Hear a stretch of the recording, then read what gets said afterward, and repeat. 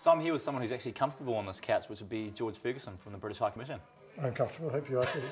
I am indeed. I think you're the only person, though, that we had tonight that actually probably sits here on a regular basis. That is pretty true, yes. So what does social innovation mean to you?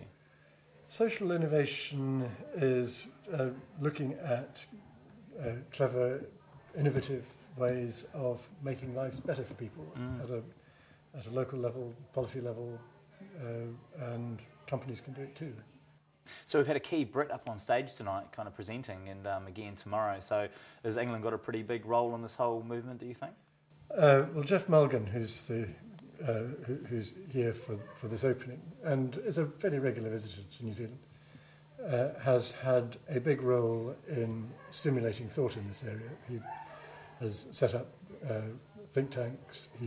I first came across him when he was head of the Prime Minister's Strategy Unit, and that was interesting, seeing think tank brought into the middle of government, away from day-to-day policy, but looking at what was likely to be big or needed or important over the next 5 or 6 years, and helping to nudge government policy to address it, either directly or through local government or other agencies. How long have you lived in New Zealand for now? 3 years. And so what do you think from your 3 years here are the social issues in New Zealand that need to be addressed?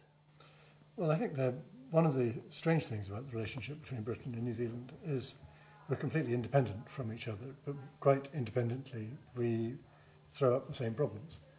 And issues like public sector productivity, how you get health or education services to respond to what their customers need, how you do these things, particularly at a time of recession, with really good value for money. How you deal with some areas of multiple deprivation, what I think in New Zealand are sometimes called million-dollar families, where small groups of people who are usually having a pretty miserable time draw down disproportionate resources from the public sector.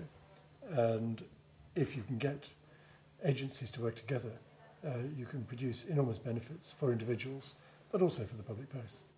So there's a lot of talk here about the integration between public and private now, and opening the doors for entrepreneurs to start taking on some of these community problems. Do you think that's a big way forward here?